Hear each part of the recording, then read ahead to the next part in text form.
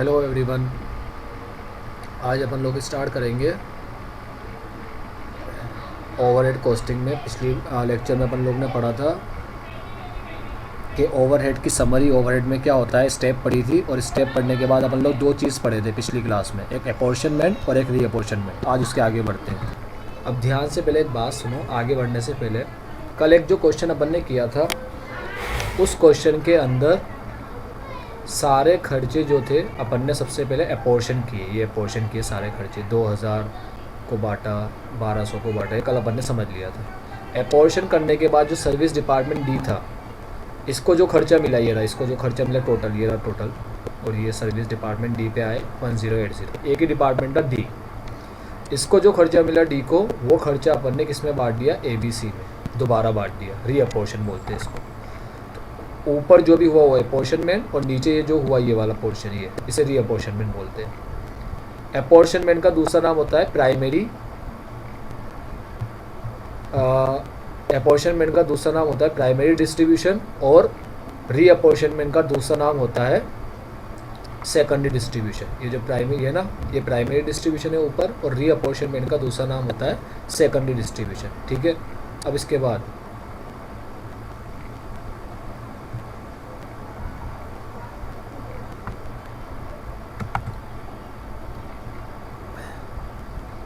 हाँ, तो रीअपोर्शनमेंट का नाम सेकेंडरी डिस्ट्रीब्यूशन। आज अपन लोग सेकेंडरी डिस्ट्रीब्यूशन के कुछ और क्वेश्चन करेंगे। देखो, इलस्ट्रेशन नंबर 1 स्टार्ट करने से पहले इन्होंने अपन को एक टेबल दी है। ये टेबल, ये सेकेंडरी डिस्ट्रीब्यूशन के मेथड है। अब ये क्या है मेथड, ये मैं तुम्हें एक एक मेथड पढ़ाऊँगा। ये फर्स्ट, ये सेकंड, और ये जो है इसके अंदर 3 मेथड है, थर्ड, फोर्थ, फिफ्थ। ये 5 चीज़ अपन पढ़ेंगे। हर एक मेथड को उसके इलस्ट्रेशन के साथ पढ़ेंगे। अभी बिना किसी मेथड के अपन लोग इलस्ट्रेशन नंबर 1 पढ़ते हैं, इसमें कोई मेथड अप्लाई करने की ज़रूरत नहीं है। फिर मैं तुम्हें ये सारे मेथड समझाऊंगा क्या होता है। तो ध्यान से अगर तुम लोग ये मेथड देखोगे तो इसमें क्या लिखा है, यहाँ पर लिखा है कि हमने प्राइमरी डिस्ट्रीब्यूशन कर रखा है। देखो बेटा, ये काम कर रखा है, ये वाला काम करके टोटल इन्होंने ही दे रखा है अपन को सबका। तो देख लो यहाँ पर ध्यान से, सबके टोटल है। Production department A B C सबको ओवरहेड मिल चुके हैं, सर्विस डिपार्टमेंट को भी ओवरहेड मिल चुके हैं। बस अपन को तो क्या करना है काम, अपन को करना है ये देखो redistribution, apportion the cost of service department over production department. Redistribution करना है अपन को बस, यानी कि सेकेंडरी डिस्ट्रीब्यूशन। बस ये जो खर्चे, ये वाले खर्चे 1 2 3 4, इन खर्चों को ए बी सी में बांटना है। तो कैसे बांटेंगे, सबसे पहले सारे डिपार्टमेंट के नाम लिख दिए ए बी सी, और ए बी सी के सामने उनके खर्चे लिख दिए। ये 30 लाख ए का, 26 लाख बी का, 24 लाख सी का, ये वाला पार्ट। देखो कल के क्वेश्चन के हिसाब से टोटल वाला पार्ट दे रखा है, ए बी सी का टोटल लिख दिया। ठीक है। अब ये खर्चा देना है ना ए बी सी को। तो देखो अब ये 4 डिपार्टमेंट है, एक है स्टोर, एक है टाइम कीपिंग, एक है पावर, एक है कैंटीन। स्टोर तुम्हें बता ही रखा है क्या होता है, जब मटेरियल वगैरह जो भी चीज़ें होती है, दूसरी चीज़ें, वो सारी चीज़ें रखी जाती है स्टोर की। ठीक है। मटेरियल हुआ कोई भी दूसरी चीज़ें, छोटी मोटी साफ़ सफाई की चीज़ें, ये वो सब रखी जाती है, उसे स्टोर बोलते हैं। तो स्टोर के खर्चे को किस पे बांटेंगे, वैल्यू ऑफ स्टोर रिक्विजिशन। ठीक है। तो वैल्यू ऑफ स्टोर के हिसाब से बांटेंगे, जितना रिक्विजिशन हुआ। ए के अंदर 2.5 लाख का रिक्विजिशन, 2.5 लाख में मांगा गया, यहाँ पर 1.5 लाख का, यहाँ पर 1 लाख का। तो ऐसा मानते हैं जो डिपार्टमेंट जितना माल मांगता है, ठीक है, उसका उतना माल गोदाम में रखा है। मतलब ए ने अगर इतना माल मांगा तो अपन ये मानेंगे कि ए का इतना माल गोदाम में रखा था, 2.5 लाख। तो 25, 15 और 10 के रेशियो में बांट देंगे, या 2, 3 और 5 के रेशियो में बांटेंगे। तो ये देखो 2, 3, ये रहा 5, 3, 2, सॉरी 2, 3, 5 के 5, 3, 2, ये 5, ये 3, ये 2। स्टोर इस रेशियो में अपन ने स्टोर के खर्चे को बांट दिया। कितना है स्टोर का खर्चा, स्टोर का खर्चा है 4 लाख। ये देखो 4 लाख टोटल में लिखा और बांट दिया 5, 3 और 2 के रेशियो में। ऐसे टाइम कीपिंग का खर्चा आया। टाइम कीपिंग का खर्चा क्या है, टाइम कीपिंग समझ लो पहले क्या होता है। टाइम कीपिंग होता है वर्कर जब वर्क करते हैं तो वर्कर का टाइम लिखा जाता है, उसे टाइम कीपिंग बोलते हैं। ठीक है। वर्कर का टाइम भी लिखा जाता है ना, कब आए, कब गए, क्या टाइम पे कितना काम किया, कितना टाइम लिया, तो सारा टाइम कीपिंग और अकाउंट वाले करते हैं। तो उसका खर्चा नंबर ऑफ़ वर्कर के हिसाब से बांटेंगे, 20, 15, 15, यानी कि 4, 3 और 3 के रेशियो में। ये 4, 3, 3 के रेशियो में ये खर्चा बांट दिया। तो बड़ा ईजी क्वेश्चन बनाया इलस्ट्रेशन नंबर 1। फिर आता है अपना पावर हॉर्स पावर में बढ़ेगा, पता ही है तुम्हें, 300, 300, 200 के रेशियो में, यानी कि 3, 3, 2 के रेशियो में पावर बांट दिया। फिर आता है कैंटीन। कैंटीन डिपेंड करता है वर्करों पे, नंबर ऑफ़ वर्कर पे। जितने ज़्यादा वर्कर होते हैं कैंटीन का उतना ज़्यादा यूज़ होता है। तो ये भी वर्कर के हिसाब से बटेगा 20 15 15 20 15 15 यानी 4 3 3 के हिसाब से।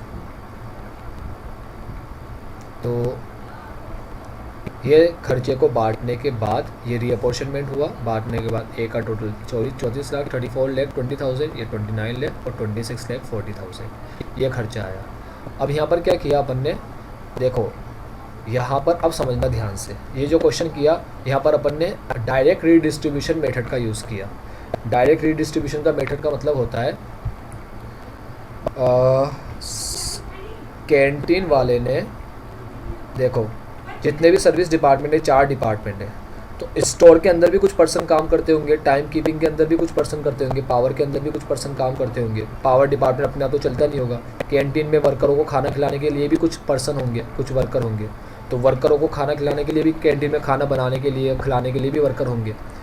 तो इन 3 डिपार्टमेंट के वर्करों को भी कैंटीन खाना खिलाना है, ठीक है। अब पावर को छोड़ो, चलो तो दूसरे जो खर्चे से स्टोर वगैरह का कुछ सामान, कैंटीन का कुछ सामान हो सकता है, स्टोर में भी कुछ रखा हो, तो ये डिपार्टमेंट आपस में एक दूसरे को मान लो सर्विस दे रहे हैं। तो मान लो कैंटीन इनको भी सर्विस दे रहा है, तो अपन ने क्या किया, डायरेक्ट रीडिस्ट्रीब्यूशन मेथड के अंदर अपन लोग इग्नोर करते हैं। क्या इग्नोर करते हैं, अपन लोग ये मानते हैं कि सर्विस डिपार्टमेंट ने जो सर्विस दी है एक दूसरे को, उस चीज़ को इग्नोर करके अपन क्या करते हैं, सर्विस डिपार्टमेंट के खर्चे डायरेक्ट प्रोडक्शन में बांट लेते हैं। तो सर्विस डिपार्टमेंट जब एक दूसरे को सर्विस देता है तो उसे बोलते हैं inter departmental service. Inter departmental service, जब इंटर डिपार्टमेंटल सर्विस होती है तो ये बहुत प्रॉब्लम करती है। जब एक डिपार्टमेंट दूसरे डिपार्टमेंट को सर्विस देता है तो बहुत प्रॉब्लम करता है, क्योंकि फिर उस केस में क्या होता है कि जो भी सर्विस डिपार्टमेंट को दूसरे सर्विस डिपार्टमेंट को भी कुछ सर्विस देगा, तो जैसे भी कैंटीन इन तीनों को भी सर्विस देगा, तो कैंटीन का खर्चा इन तीनों में बट्टा, ठीक है, और इन तीनों में बट्टा प्रोडक्शन में। उसके बाद इन डिपार्टमेंट के खर्चे बांटे जाते हैं।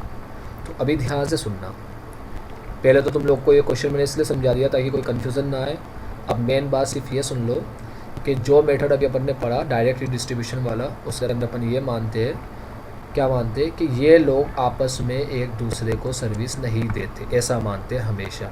डायरेक्ट इनकी, मान लो अगर कैंटीन ने इन तीनों को सर्विस दी भी है तो उसे सीधा इग्नोर करते हैं और सिर्फ ये मानते हैं कि 4 डिपार्टमेंट बस इन तीनों को ही सर्विस देते हैं। ये चारों डिपार्टमेंट इन तीनों को ही सर्विस देते हैं, ABC को, इसीलिए इन चारों के खर्चे, ये खर्चे ABC में बांट दिए गए प्रोडक्शन डिपार्टमेंट में, ठीक है।